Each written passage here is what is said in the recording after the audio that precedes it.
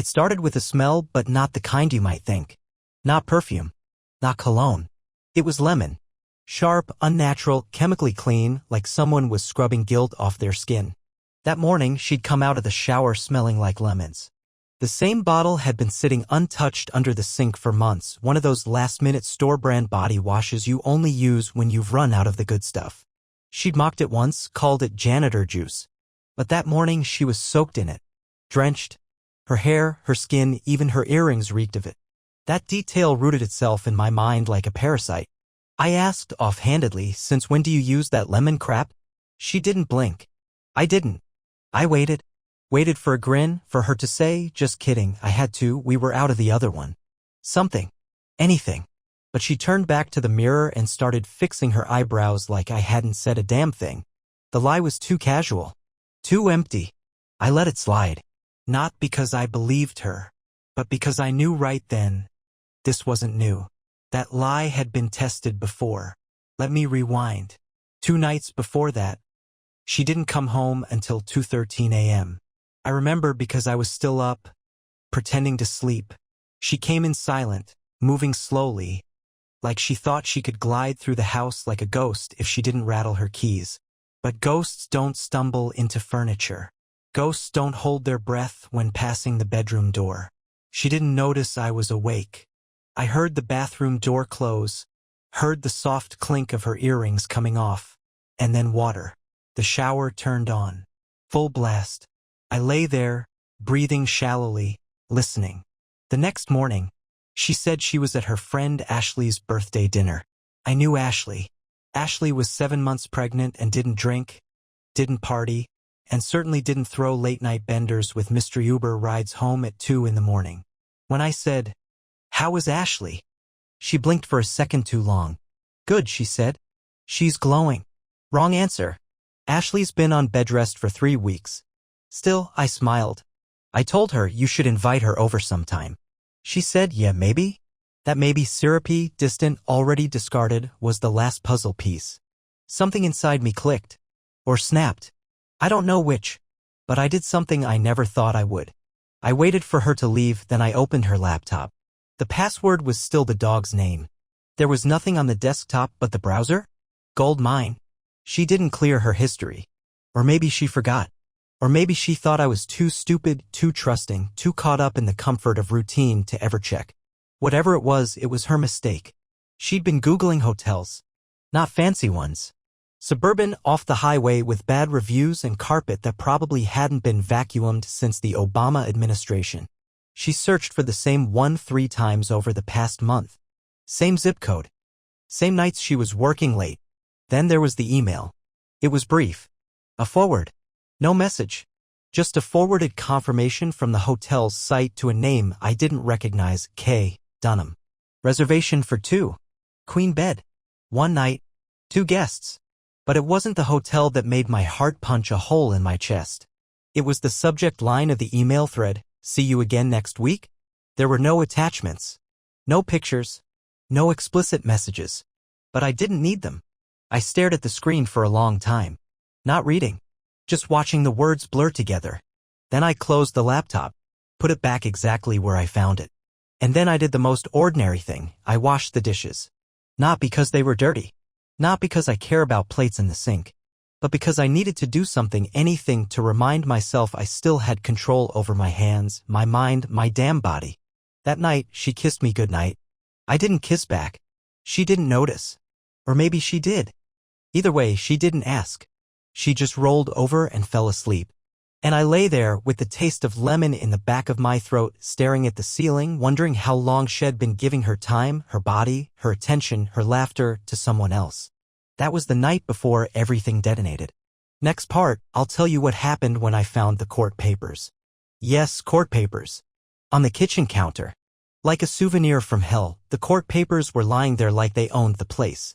Not hidden. Not folded. Not slipped under some pile of junk mail or stuffed into her purse. No. They were spread out across the kitchen counter, perfectly aligned, like someone had laid them down with intention. Like she wanted me to see them, but not directly. Like a game. A twisted breadcrumb trail left in plain sight. It was early. The kids were still asleep.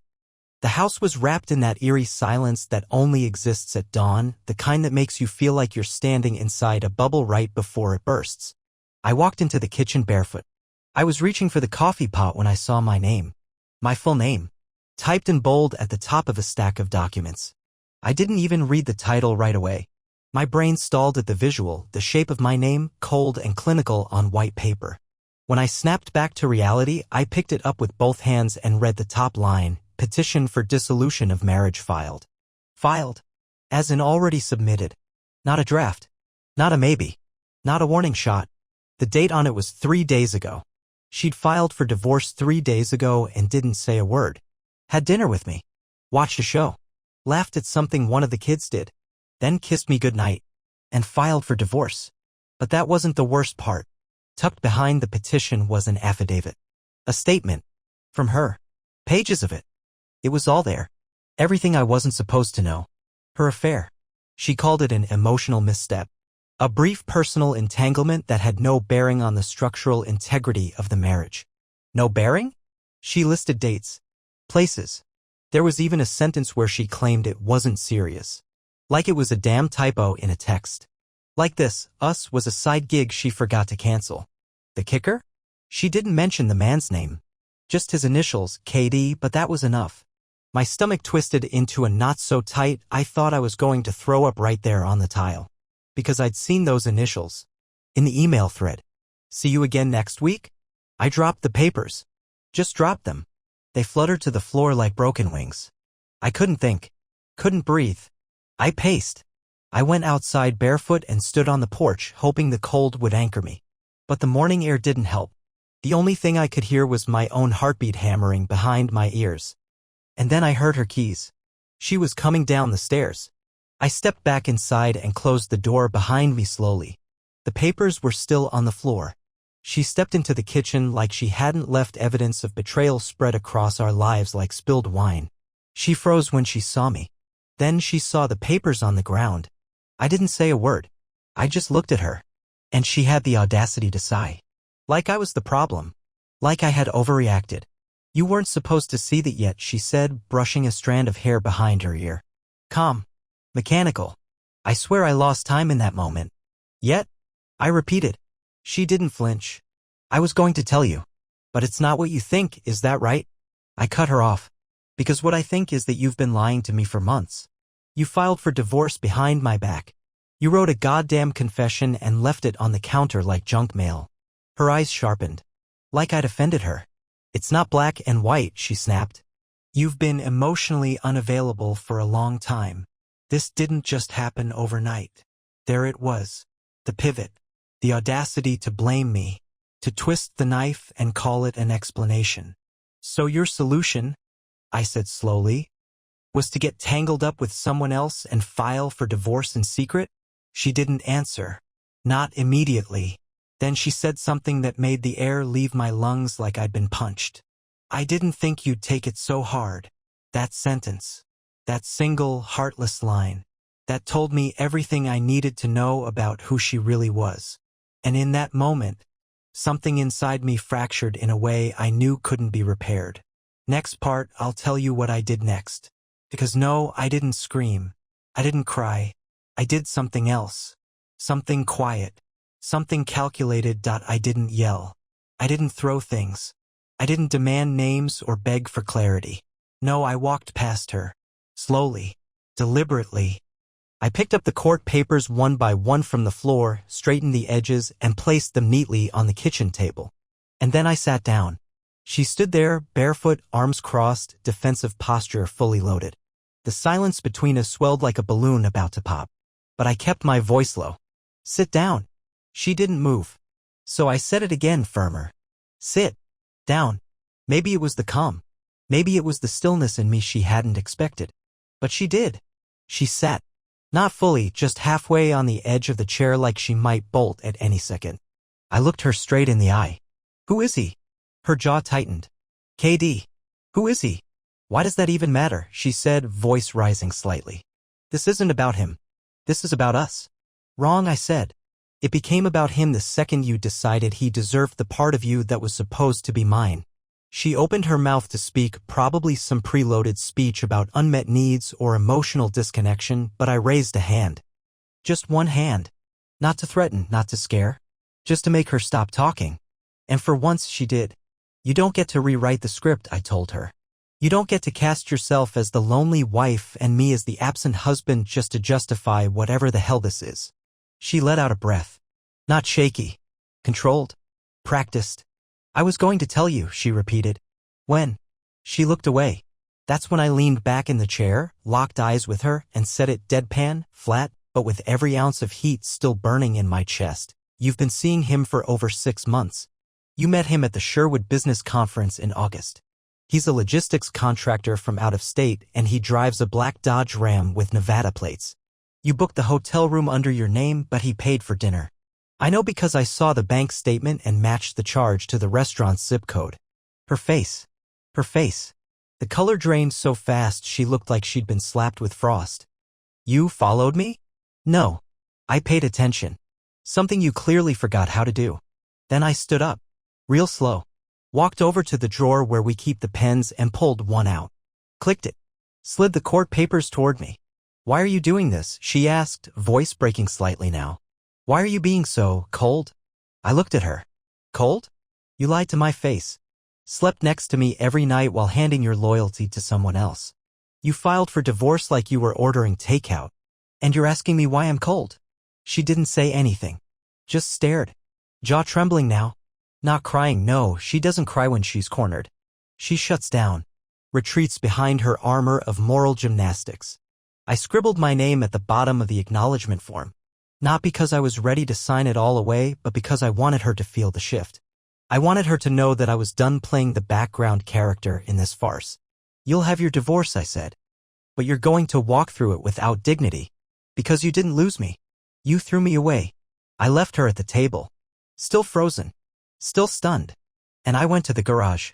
Because in that moment I had one thought, if she could keep secrets, so could I. And that's exactly what I plan to do next. Next part, I'll show you what happened when I made a call to the last person she ever thought I'd talk to, someone who knew everything. I didn't waste time. Didn't pace around waiting for my anger to cool or my mind to clear. The fire inside me was useful, it sharpened my instincts, made every moment feel razor-edged and purposeful. I sat in the garage with the door closed, lights off, phone in hand. I scrolled through my contacts until I found the name, Riley K. Her best friend. Her ride or die. The person she always said knew her better than anyone. Yeah, that Riley. I stared at the name for a moment, thumb hovering. Megan never knew I'd saved her number years ago after that weekend trip when I was the one who had to pick them up from a bar an hour outside of town because their designated driver bailed. I remembered how Riley looked at me that night, too long, too quiet. She was the kind of person who noticed everything but said nothing. So I called. No warning. No text. Just called. She picked up after 3 rings, voice groggy. Hello? Riley. It's me. You alone? Long pause. Then, yeah. What's going on? I know. About Megan. About KD. About the hotels. Everything. Silence. I'm not calling to scream. I'm not calling to threaten anyone. I just need you to answer one question, and I need you to be straight with me. She didn't respond. Is this the first time? Another pause. But this one, it hurt. Then, no, that word hit harder than anything Megan ever said. No build-up. No twist. Just a hard, cold no that made every nerve in my body lock up. How long? I asked. A year. Maybe more, Riley said softly. And I just sat there. Let the silence bleed into me. You're telling me this has been going on for over a year and nobody thought I should know? She said she'd stop, Riley replied. She said it was a mistake, that it was just a phase. She made me promise not to say anything. You were her alibi. Not always. Sometimes she didn't even ask. Sometimes she just told me afterward. I laughed. Quiet. Bitter. You know what hurts the most? I said. That it didn't even mean enough to her to cover it well. She left divorce papers on the counter like a magazine subscription. She's been unraveling, Riley said. She doesn't even realize how cruel she's become. I've watched her make excuses for herself, lie to everyone, including herself. Then Riley said something I'll never forget. She thinks she's the victim. She thinks you're the one who failed. And just like that I understood. Megan had rewritten the narrative. In her head, she was justified. In her head, I was the absent one, the cold one, the reason she had to look elsewhere. It wasn't weakness. It was calculation. She's planning something, Riley added suddenly. The papers? That's not the endgame. She's got leverage. She thinks she can come out of this clean. My pulse ticked faster. What kind of leverage? I don't know. But she told me 2 weeks ago she was setting things up to land on her feet. Whatever that means. I thanked Riley. I ended the call. And then I sat there, in the dark, listening to the slow creak of the house above me. I realized I was living with a stranger. A stranger who had built an exit strategy while smiling across the dinner table. And I knew I wasn't going to let her walk away untouched. I made a plan that night. Not revenge. Not sabotage. Truth. I was going to bring the truth into the light, piece by piece, with every smug smile she gave me, with every fake apology, with every little manipulative glance. She'd created her story. Now it was time for mine. Next part, I'll tell you what happened when I showed up unexpected at her workplace. Because if she wanted to make me invisible, I was about to make myself unforgettable. I didn't go to her office because I was emotional. I went because I wanted to see her squirm in the one place she thought she was untouchable. Megan had always treated her job like a stage, polished, poised, perfect. She was the HR manager, queen of morale, the one who organized luncheons and smiled with every tooth in her mouth while stabbing people's reputations behind closed doors. She loved that office more than her home. So I went. No warning. No call. Just walked in at 3:17 p.m. on a Thursday holding a manila envelope under my arm that might as well have been radioactive. Inside, printed screenshots. Her emails. Her hotel confirmations. A copy of the court papers she accidentally left on the kitchen counter. I didn't plan on showing them to anyone else, not yet. I just needed her to see that I had them. That I was done playing polite husband while she played executive puppet master. Her assistant looked up when I stepped into the lobby. Oh. Hey, you must be. I didn't let her finish. I'm here for Megan. She blinked. Do you have an appointment? No, another blink. I'm not sure she'll see me. And that's when the glass door to Megan's office opened. She stepped out with a forced smile that froze halfway when she saw me. She was wearing that gray blazer she always chose for board meetings, the one she said made her look serious but not severe. Her makeup was perfect. Hair pinned. Not a strand out of place. But her eyes? Those gave her away. Panic. Just for a second. Babe, she said, too loudly, too sweetly. What are you doing here? Can we talk? In here, she glanced behind her, already calculating how visible we were. I walked past her into the office without waiting for permission. Set the envelope on her desk. She followed, closed the door behind us, slowly, like she thought moving gently would defuse the moment. What is this? She asked, arms crossed now. I sat in the chair across from her desk. Looked her dead in the eye. You left the court papers on the counter. I read everything, including your little statement about how it wasn't serious. Her face twitched. Okay, she said carefully, this isn't the place for this conversation. It's exactly the place, I replied. You spent the last year lying in private. I want you to feel what it's like to be exposed in public. Her lips parted, offended. Are you threatening me? No, I said, calm as anything. I'm reminding you that I'm not the fool you thought I was. And I'm not playing nice anymore. She walked around her desk, keeping the fake professionalism in her posture, but I saw it, her hands were trembling. I didn't want this to get ugly, she whispered. You wanted me to disappear quietly. Silence. You thought you could manage this like an employee dispute. File the paperwork, deliver the exit interview, collect your severance, and move on. You didn't expect me to show up with receipts. Her face hardened. The mask slipped. You think you have power here? She snapped, low voice full of venom. You don't. You can wave around your little folder and act righteous. But at the end of the day, you're the one who got left behind. You lost. I moved on. I leaned forward. No. You ran. That's not strength. That's fear. You couldn't handle your own mess. So you pretended it wasn't happening. She stepped back. Shaken but not out. You're trying to ruin me. I stood. No. I'm just letting you know I'm not staying in the shadows anymore. I picked up the envelope. Then I looked at her one more time and said something that hit deeper than yelling ever could. Whatever story you told yourself about me, it's dead. I'm not the man who let you get away with lies. I'm the man who's about to set the record straight. I walked out, past the assistant, past the conference room, out into the blinding sunlight where nothing could hide. Next part, I'll tell you what happened when I reached out to someone else, his wife. Because if my world was burning, I wasn't going down alone. She was harder to find than I thought. Turns out KD, our mystery man, Megan's out-of-state entanglement, was married too. Riley hadn't confirmed it, but I saw it in her hesitation when I asked. There was this flicker in her voice, like she'd been biting that truth down for too long. So after leaving Megan's office, I drove to a quiet cafe, parked out back, opened my laptop, and started digging.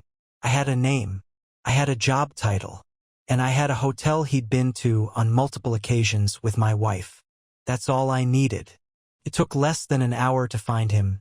Kyle Dunham, 38, logistics contractor, based out of Reno, married, 2 kids. Company website had a picture of him shaking hands at some trade show. There was a tag underneath, Kyle and his wife, Serena, representing Westline Freight Solutions. Her name was Serena.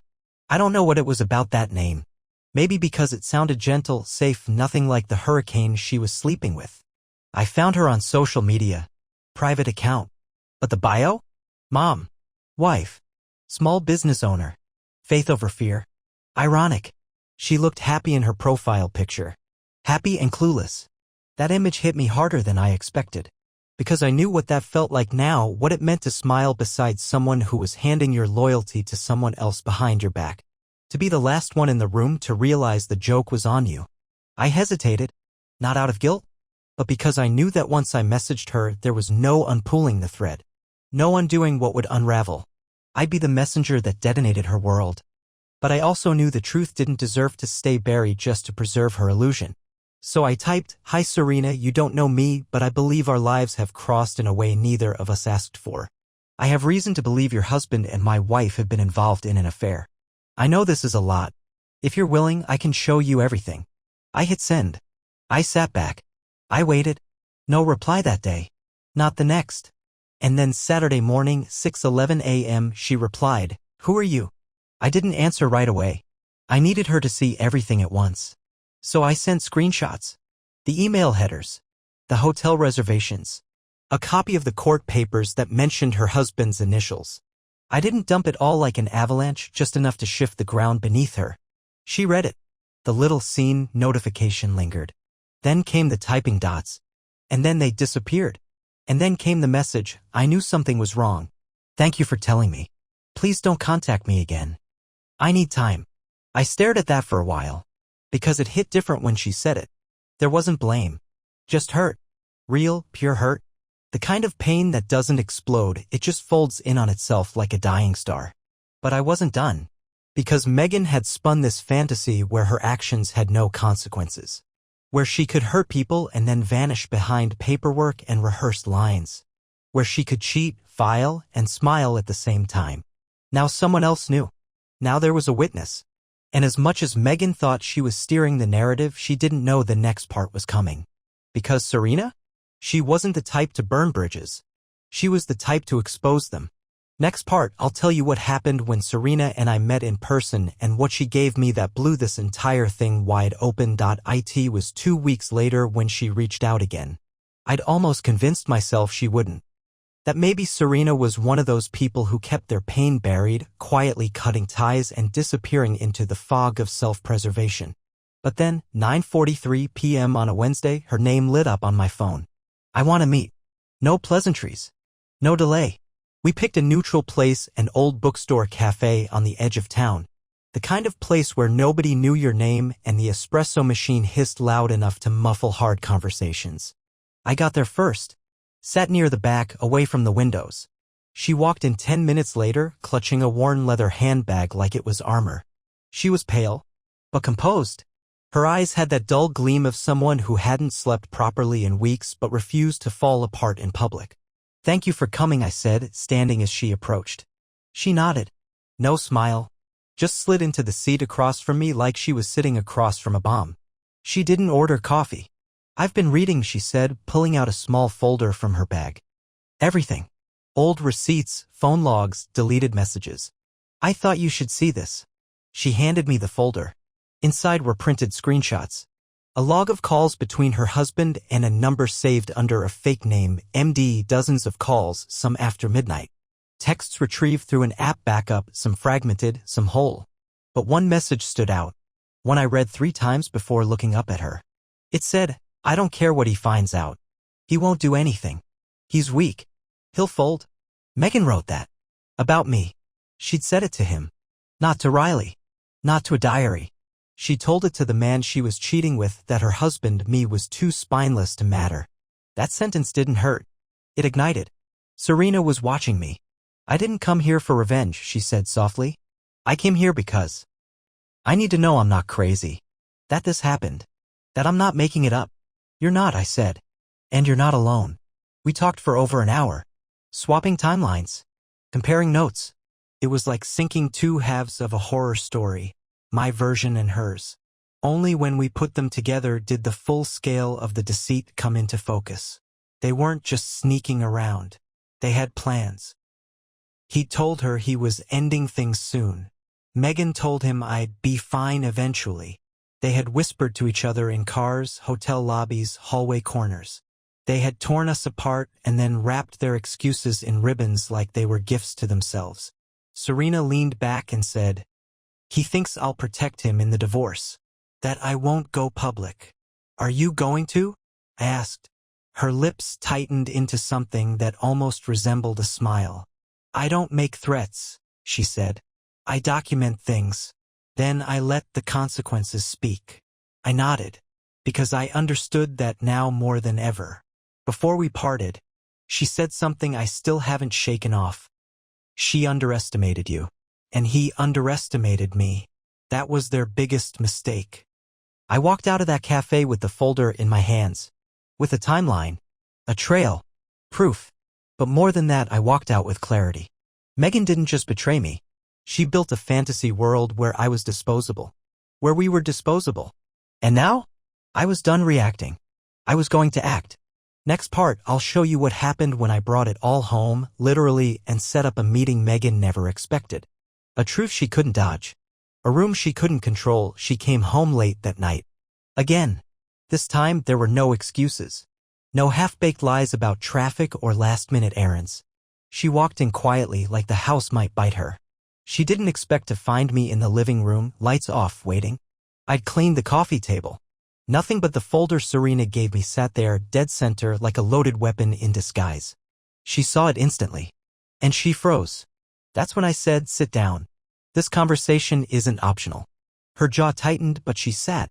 I didn't offer a drink. I didn't pretend this was a discussion. It was a reckoning. I slid the folder toward her, just within reach.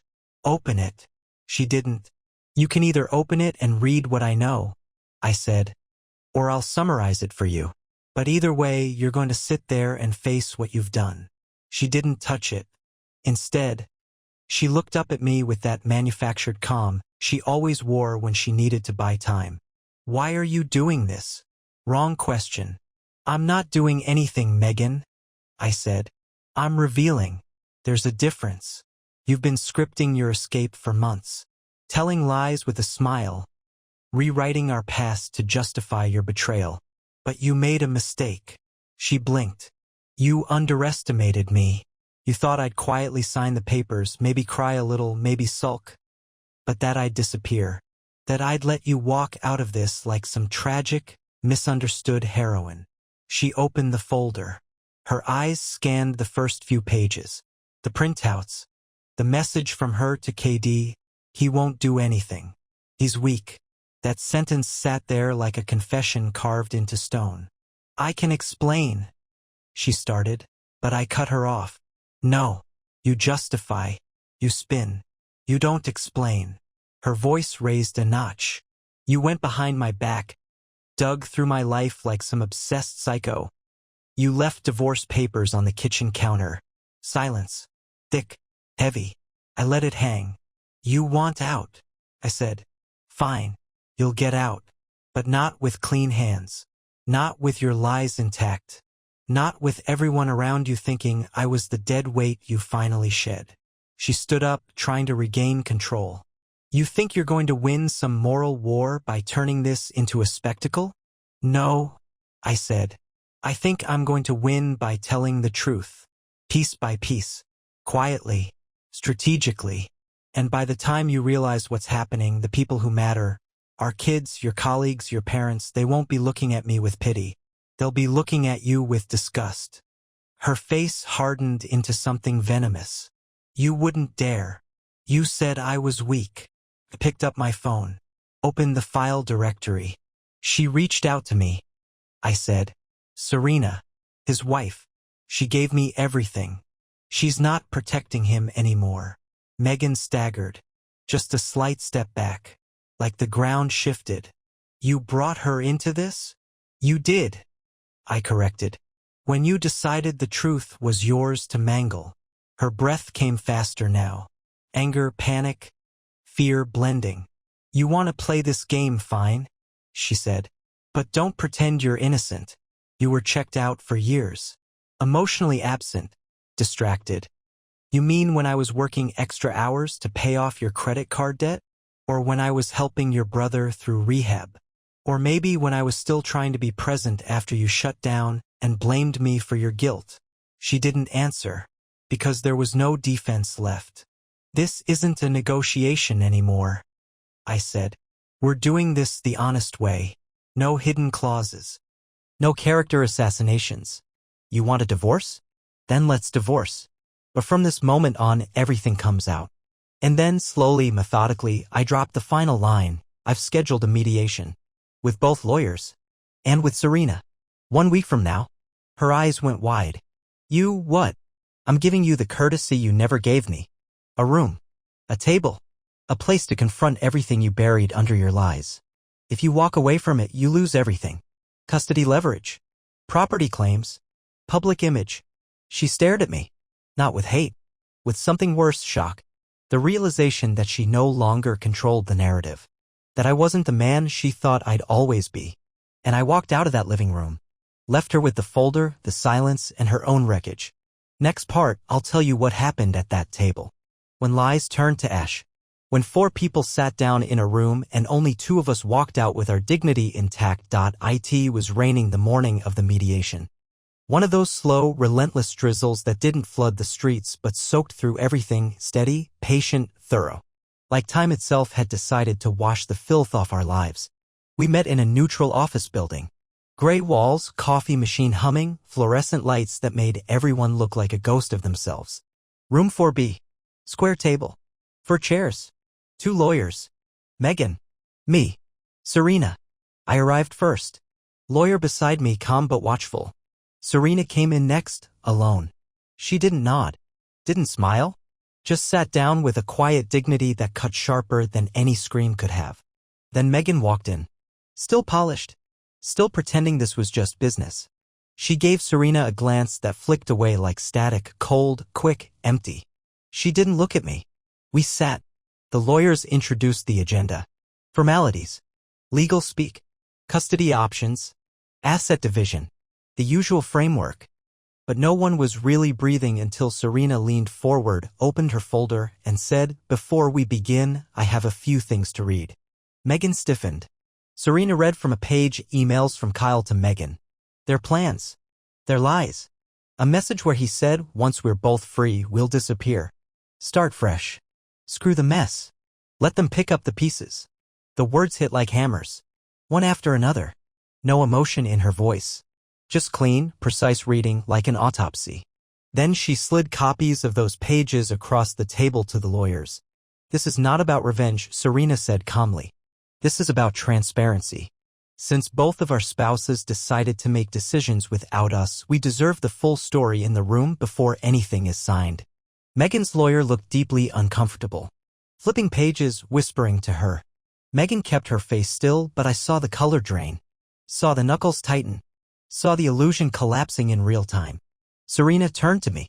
I'm not protecting him anymore. And I'm not staying silent. Then she turned to Megan. And neither should you. It was quiet. For a moment, I thought Megan might walk out, might flip the table, might cry. But she didn't. She did something far worse. She smiled. But it wasn't a real smile.